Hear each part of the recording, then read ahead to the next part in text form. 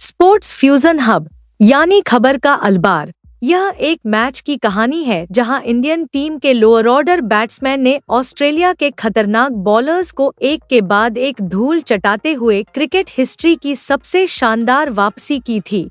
Target का पीछा करते हुए सचिन गांगुली और धोनी जैसे लेजेंडरी बैट्समैन वाली इंडिया ने सिर्फ 64 रन पर 6 विकेट खो दिए थे और तब ऑस्ट्रेलियन टीम इंडियन जमीन पर बेशर्मी से भड़की हुई थी। लेकिन फिर घमंड में चूर ब्रिटली ने सारी हदें पार कर दी और जहीर खान को देखा, जिससे वह गुस्से में आ गए। उस गुस्से में उन्होंने मुरली कार्तिक के साथ मिलकर ऑस्ट्रेलियन बॉलर्स पर अटैक करना शुरू कर दिया, चौकों की बारिश कर दी, उन्हें खून के आंसू रोने पर मजबूर कर दिया। उस दिन जहीर खान के बैट ने वो नुकसान किया जिसका डर 18 साल बाद भी कंगारुओं के दिलों में है।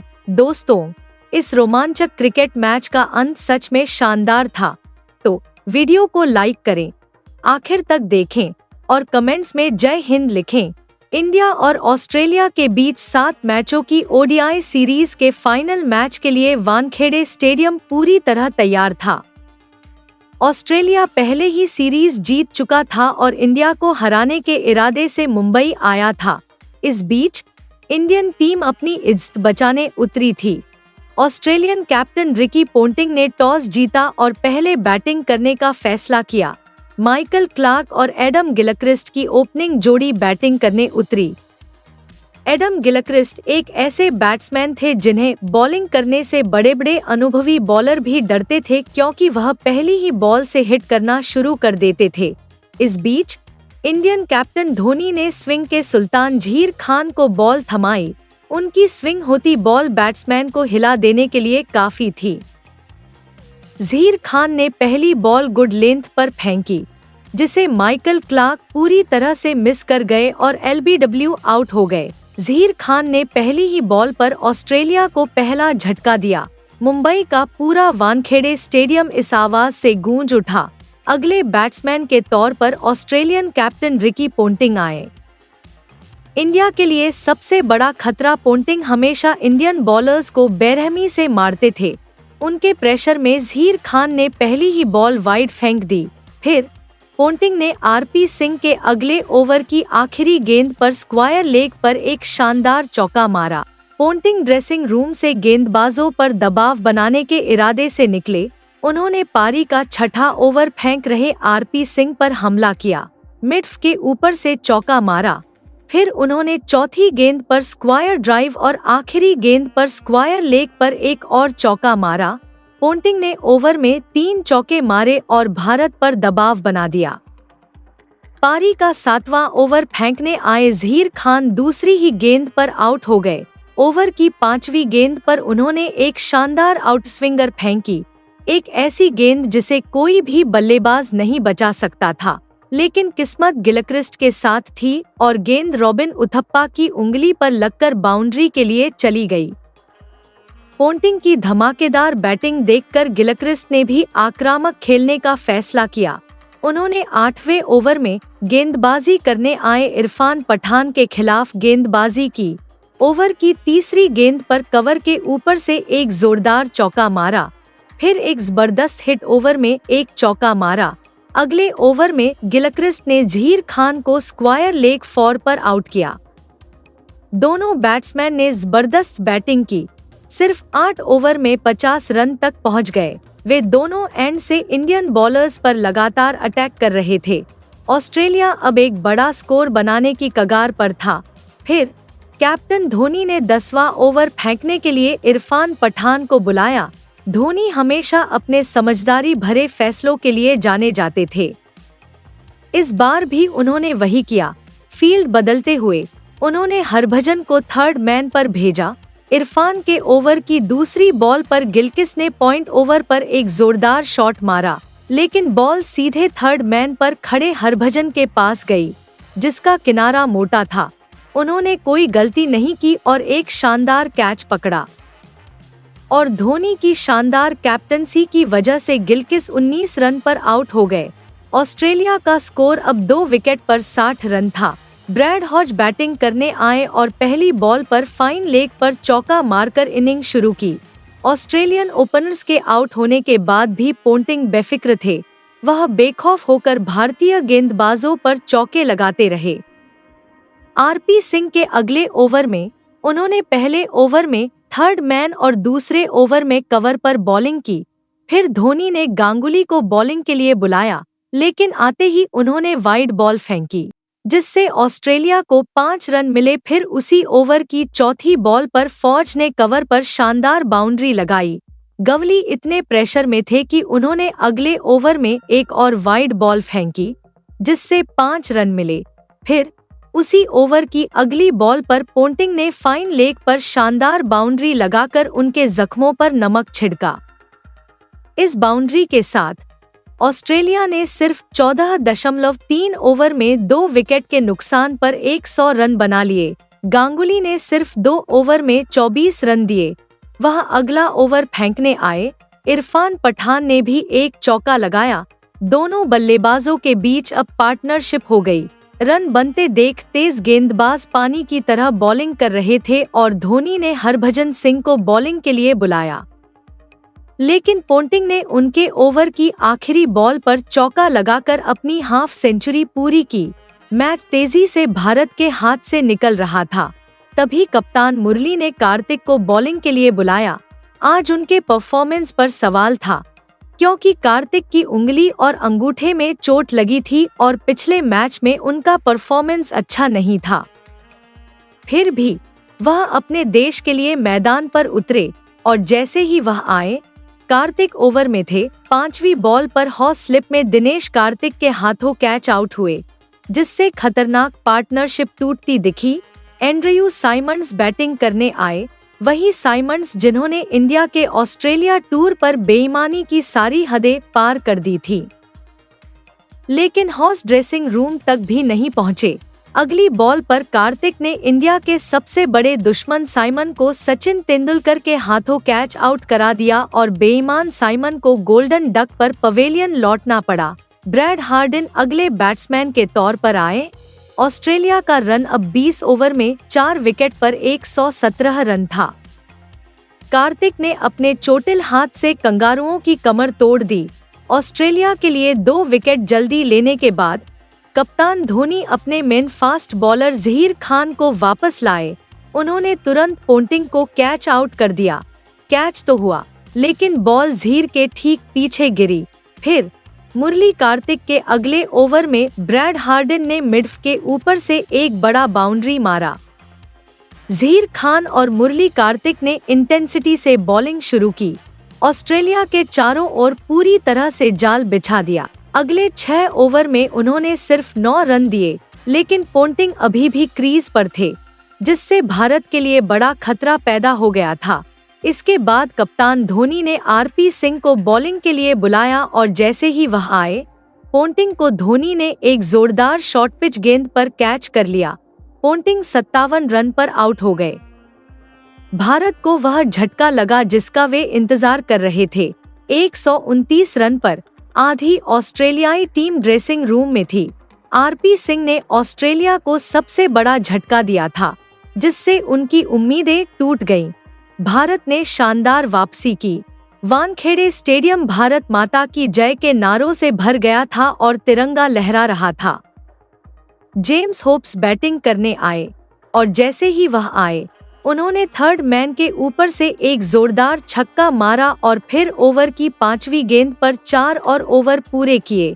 हार्डिन ने भी अगले ओवर में आरपी सिंह की गेंद पर लगातार 2 चौके मारे। फिर होप्स ने मुरली कार्तिक की गेंद पर थर्ड मैन के ऊपर से चौका मारा। हार्डिन और होप्स अब जबरदस्त बैटिंग कर रहे थे। फिर हरभजन की गेंद पर हार्डिन ने हवा में एक धीमा स्वीप शॉट खेला, लेकिन डीप स्क्वायर लेग पर खड़े जहीर खान ने कैच छोड़ दिया। भारतीय दर्शक अब जोश में थे। हार्डिन को 17 रन पर जीवन दान मिला, लेकिन मुरली कार्तिक ने उन्हें इसका फायदा नहीं उठाने दिया। अगले ओवर की पहली गेंद पर उन्हें एलबीडब्ल्यू आउट कर दिया। हार्डिन 19 रन पर आउट हो गए। ऑस्ट्रेलिया का स्कोर अब 31.1 ओवर में 6 विकेट पर 162 रन था। लेकिन कहा जा रहा था कि कंगारू ऐसी कंडीशन में भी 300 रन बना सकते हैं। लेकिन शायद यह मुरली कार्तिक का दिन था। ब्रैड हॉक बैटिंग करने आए, लेकिन कार्तिक ने ओवर की चौथी गेंद पर हॉक को उत्तप्पा के हाथों कैच कराकर ऑस्ट्रेलिया को 7वां विकेट दिलाया। फिर अगली गेंद पर कार्तिक ने ब्रेट ली को गली में आरपी सिंह के हाथों कैच करा दिया। कार्तिक ने एक ओवर में 3 विकेट लेकर ऑस्ट्रेलिया का घमंड तोड़ दिया, जिससे ऑस्ट्रेलिया निराश हो गया। कार्तिक अब हैट्रिक के करीब थे। मिचेल जॉनसन बैटिंग करने आए, लेकिन जॉनसन ने अगली ही गेंद पर इसे बचा लिया और मुरली कार्तिक को हैट्रिक लेने से रोक दिया। फिर कार्तिक के अगले ओवर में जॉनसन ने एक जबरदस्त चौका लगाया, लेकिन कंगारुओं की अब एकमात्र उम्मीद जेम्स होप पर टिकी थी, जो ऑस्ट्रेलिया को अपने 50 ओवर खेलने में मदद करने के लिए एक संकेत थे। लेकिन अगले ही ओवर में मुरली कार्तिक ने होप को भी बोल्ड कर कंगारुओं की आखिरी उम्मीद खत्म कर दी। ऑस्ट्रेलिया अब 35.5 ओवर में 9 विकेट पर 177 रन बना चुका था। मुरली कार्तिक की तूफानी पारी ताश के पत्तों की तरह ढह गई। उन्होंने 10 ओवर में 27 रन देकर 6 विकेट लिए, जो उस समय ऑस्ट्रेलिया के खिलाफ एक दिवसीय मैच में किसी भारतीय गेंदबाज का सर्वश्रेष्ठ गेंदबाजी प्रदर्शन था। जिस गेंदबाज की टीम में शांति लाने के लिए आलोचना हो रही थी, उसने अपनी गेंदबाजी से सभी के मुंह पर तमाचा मारा। कद में छोटा होने के बावजूद कार्तिक ने अपनी फिरकी से ऑस्ट्रेलियाई बल्लेबाजों को नचाया। इस बार नाथन ब्रेकन आखिरी बल्लेबाज के रूप में क्रीज पर आए, लेकिन जैसे दिया बुझने से पहले जलता है, वैसे ही जॉनसन ने हरभजन की बॉलिंग पर सिंगल मारा, जो मैच की पहली बॉल थी। जॉनसन यहीं नहीं रुके, उन्होंने अपने पैरों का इस्तेमाल करके मिडविकेट पर चौका मारा। ऑस्ट्रेलिया का स्कोर अब 193 रन हो गया था, लेकिन अगले ही ओवर में आरपी सिंह ने ब्रेकन को हरभजन सिंह के हाथों कैच करा दिया। यह कैच लेने के बाद भज्जी का सेलिब्रेशन देखने लायक था। ऑस्ट्रेलिया सिर्फ 41.3 ओवर में बैटिंग करने के बाद 193 रन पर ऑल आउट हो गई। इंडिया को अब जीतने के लिए सिर्फ 194 रन चाहिए थे, लेकिन उस समय कोई नहीं जानता था कि यह मैच क्रिकेट के इतिहास के सबसे रोमांचक मैचों में से एक होने वाला है। तो इस रोमांच को देखने के लिए वीडियो के आखिर तक बने रहें। इंडिया की इनिंग शुरू हुई और क्रिकेट के इतिहास की सबसे बेहतरीन ओपनिंग जोड़ी सचिन तेंदुलकर और सौरव गांगुली बैटिंग करने उतरे। ऑस्ट्रेलिया की तरफ से बॉलिंग की शुरुआत दुनिया के सबसे खतरनाक और सबसे तेज बॉलर ब्रेट ली ने की। ब्रेट ली ने पहली ही बॉल पर एक तेज आउटस्विंगर फेंकी, जिसे गांगुली भी बस देखते रह गए। उनकी स्विंग होती डिलीवरी बहुत तेज थी। नतीजतन पहले ओवर में 2 वाइड होने की वजह से इंडिया अपने स्कोरबोर्ड में सिर्फ 2 रन ही जोड़ सका। अगले ओवर में मिचेल जॉनसन बॉलिंग करने आए और सचिन ने उनकी बॉलिंग में एक शानदार शॉट खेला। एक सिंगल लेकर अपना खाता खोला।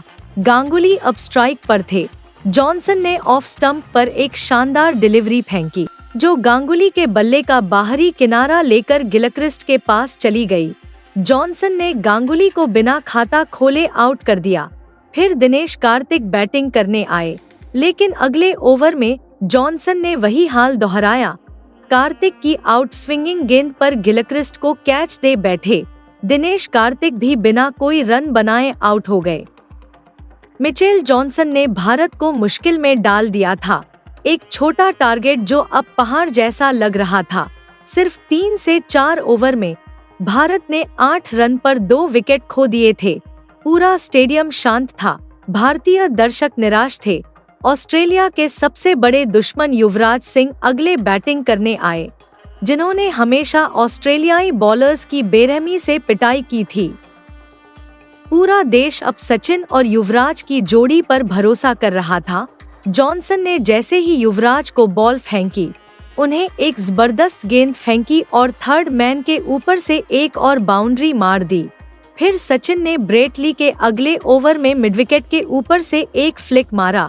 ऑस्ट्रेलियाई बॉलर्स अब बेशर्मी से स्लेजिंग कर रहे थे और सचिन ने उन्हें रोकने का फैसला किया।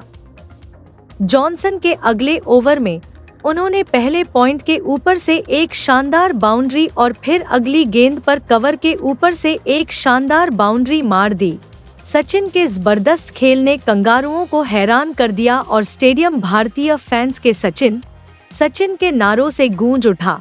जॉनसन के आउट होने के बाद नाथन ब्रेकन को बॉलिंग के लिए लाया गया, लेकिन सचिन ने उनकी पहली बॉल पर बाउंड्री लगाई और फिर अगले ही ओवर में ब्रेट ली की बॉल पर लेगबाई से एक और बाउंड्री लगाई। पहले पावर प्ले के बाद इंडिया का स्कोर 10 ओवर में 2 विकेट पर 38 रन था। हालांकि रन बहुत ज्यादा नहीं थे, फिर भी टारगेट छोटा था, इसलिए इंडिया ने अच्छी शुरुआत की। सचिन अब पूरे जोश में थे और युवराज दूसरे एंड से उनका अच्छा साथ दे रहे थे।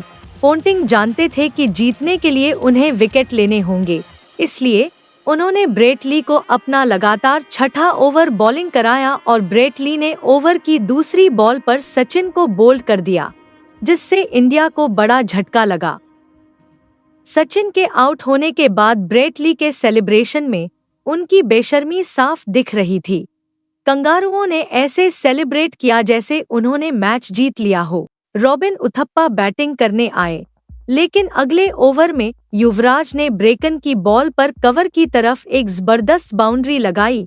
ऐसा लगा कि युवराज अब संभल रहे हैं, लेकिन तभी ब्रेकन ने युवराज सिंह को गिलक्रिस्ट के हाथों कैच करा दिया। गिलक्रिस्ट ने शानदार कैच लिया, जिससे युवराज सिंह की पारी सिर्फ 15 रन पर खत्म हो गई। भारत ने 13.5 ओवर में सिर्फ 49 रन पर 4 विकेट खो दिए थे। भारत का जीतना नामुमकिन लग रहा था। कप्तान MS धोनी बैटिंग करने आए और शानदार बाउंड्री लगाकर अपना खाता खोला। इसके बाद रॉबिन उथप्पा ने एक जबरदस्त स्ट्रेट शॉट मारा, लेकिन तभी धोनी गिलगिट की गेंद पर कैच हो गए। धोनी सिर्फ 5 रन बनाकर पवेलियन लौट रहे थे और भारत 63 रन पर आधा आउट हो चुका था। उथप्पा का साथ देने के लिए इरफान पठान आए, लेकिन तभी पोंटिंग ने बॉलिंग बदली और जेम्स होप्स को लाया, जिन्होंने इरफान को स्लिप में कैच कराया। भारत का छठा विकेट 64 रन पर गिर गया। 193 का आसान सा दिखने वाला टारगेट अब पहाड़ जैसा लग रहा था। कंगारू ऐसे जश्न मना रहे थे जैसे वे भारत की बेइज्जती कर रहे हों। पूरे स्टेडियम में सन्नाटा छा गया।